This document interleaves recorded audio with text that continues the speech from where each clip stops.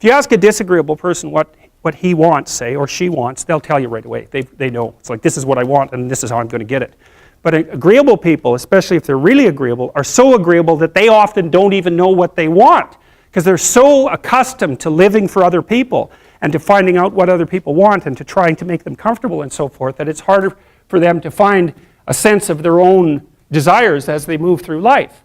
And that's not, look, there's situations where that's advantageous, but it's certainly not advantageous if you're going to try to forge yourself a career. That just doesn't work at all. And so even though on average men and women aren't that much different in terms of their levels of agreeableness by the group, if you go out and you look at the extremes, they're very different. So all of the most agreeable people are women, and all of the most disagreeable people are men. And the thing is, the extremes are often what matter rather than what's in the middle. And so one of the ways that's reflected in society, by the way, is there's way more men in prison. And the best personality predictor of being imprisoned is to be low in agreeableness. It makes you callous. Now you might think, well, what's the opposite of compassion and politeness? And the answer to that is, I think it's best sort of conceptualized as a trading game. So let's say that we're going to play repeated trading games. And if you're very agreeable, then you're going to bargain harder on my behalf than you're going to bargain on your own behalf. Whereas if you're very disagreeable, you're going to do the reverse. You're going to think, I'm in this trading game for me, and you're going to take care of your own interests. Where an agreeable person is going to say, no, at best, at worst, this has to be 50-50, but I'd like to help you every way I can. One of the things you have to be careful of if you're agreeable is not to be exploited, because you'll line up to be exploited. And I think the reason for that is because you're wired to be exploited by infants. And so that just doesn't work so well in that actual world. And one of the things that happens very often in psychotherapy, people come to psychotherapy for multiple reasons, but one of them is they often come because they're too agreeable. And so what they get is so-called assertiveness training, although it's not exactly assertiveness that's being trained. What it is the ability to learn how to negotiate on your own behalf. And one of the things I tell agreeable people, especially if they're conscientious, is say what you think. Tell the truth about what you think. There's going to be things you think that you think are nasty and harsh. And they probably are nasty and harsh. But they're also probably true. And you need to bring those up to the forefront and deliver the message. And it's not straightforward at all, because agreeable people do not like conflict. Not at all. They smooth the water. And you can see why that is in accordance with the hypothesis that I've been putting forward. You don't want conflict around infants. It's too damn dangerous. You don't want fights to break out. You don't want anything to disturb the relative peace. And if you're also more prone to being hurt physically and perhaps emotionally, you also may be loath to engage in the kind of high-intensity conflict that will solve problems in the short term, because it takes a lot of conflict to solve problems in the short term. And if that can spiral up to where it's dangerous, which it can if it gets uncontrolled, it might be safer in the short term to keep the waters smooth and to not delve into those situations where conflict emerges. The problem with that is it's not a very good medium to long-term strategy, right? Because lots of times there are things you have to talk about because they're not going to go away. And the advantage to having a well-socialized disagreeable person is that they really don't let much get in their way. So if you can get a kid who's disagreeable socialized, that person can be quite the creature, because they're very forward-moving in their nature and very difficult to stop. But if you don't get them successfully domesticated, tamed, roughly speaking, by the time they're 4, their peers reject them. And that's a big problem, because your job as a parent is to make your child socially desirable by the age of 4. Like you want to burn that into your brain, because people don't know that. That's your job. And here's why. It's easy if you think about it carefully. So you imagine you've got a 3-year-old child, so sort of halfway through that initial period of socialization, and you take that child out in public. Okay, what do you want for the child? Who cares about you? What do you want for the child?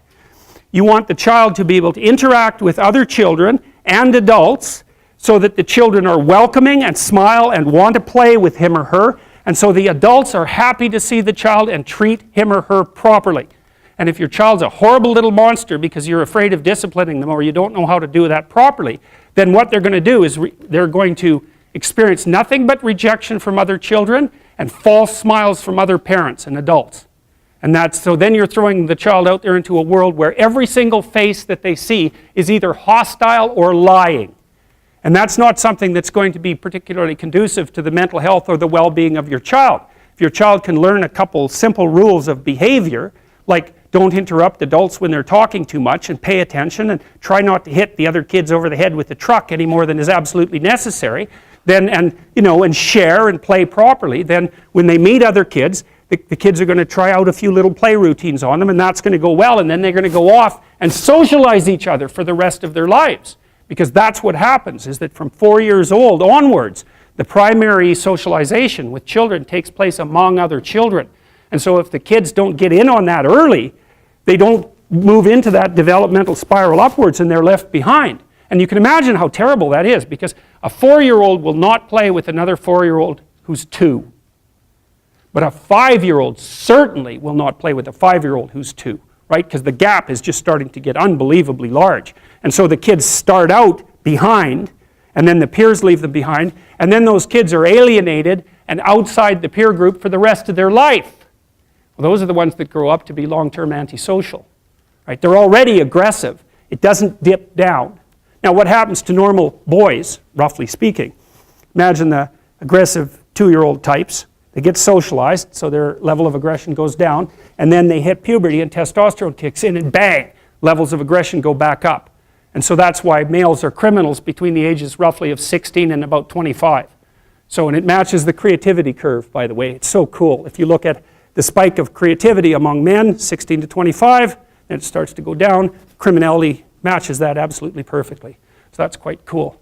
So, and so the testosterone levels raise the average level of aggression among men. It's more dominance than aggression, actually, and testosterone is by no means all bad.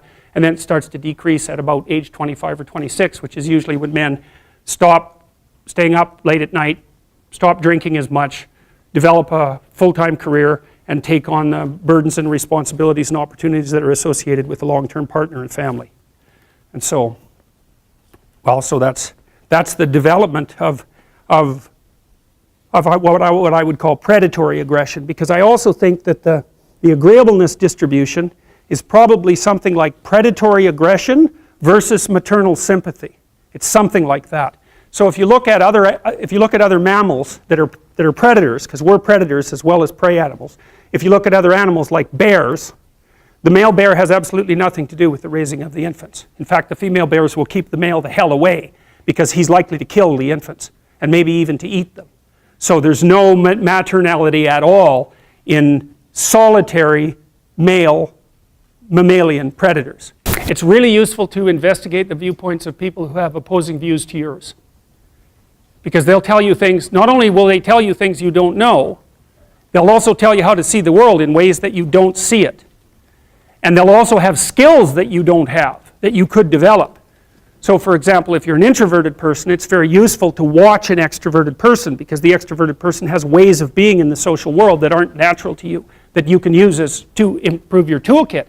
And if you're disagreeable, one of the best things to do with disagreeable people, especially if that's alienating them from other people, for example, because it can, people treat you like you're a selfish, arrogant son of a, maybe that's because you are. It's like, okay, so what do you do about that? One of the most promising treatments, let's say, for that is get the person to do something for someone else once a day, just as a practice, and learn how to do it. Maybe you can wake the circuit up, if you think that it's lying dormant in you, which is probably right. I think we have a very wide range of propensities within us. Some are switched on, genetic propensities. Some are switched on, but I think that if you put yourself in the right situation or walk yourself through the right exercises, you can switch some of these other things on as well. But it takes work and dedication and discipline. I would say, generally speaking, if you want to adapt yourself properly to life, you should find a niche in the environment that corresponds with your temperament.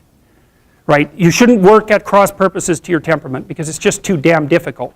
But having done that, then you should work on developing the skills and viewpoints that exist in the space opposite to your personality, because that's where you're fundamentally underdeveloped. And that way I think you can extend out your temperamental capability across a wider range. And to me that's roughly equivalent as bringing a richer toolkit to each situation.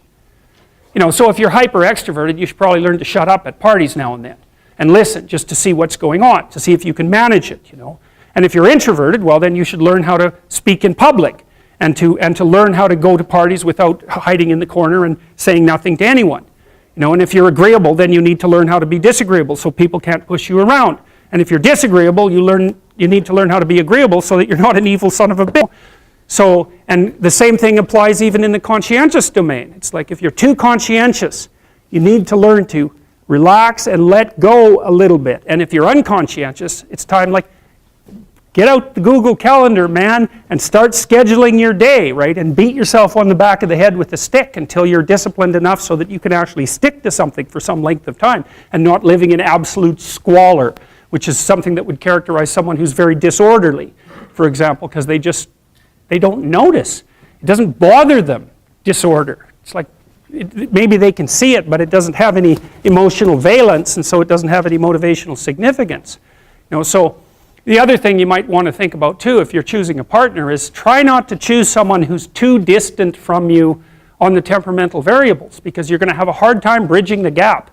You know, it's hard for an introverted person and an extroverted person to coexist. And it's really hard for an orderly person and a disorderly person to coexist because they will drive each other nuts. Why don't you pick up? Why are you so obsessed by it?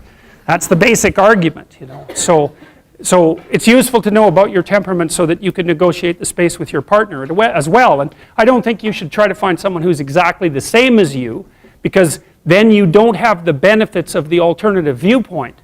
But you got to watch it, because you may hit irreconcilable differences of various sorts. And I've seen that most particularly among couples who are high and low in openness. That's a rough one. And also high and low in conscientiousness. That's another rough one, because they just cannot see how the other person sees the world at all.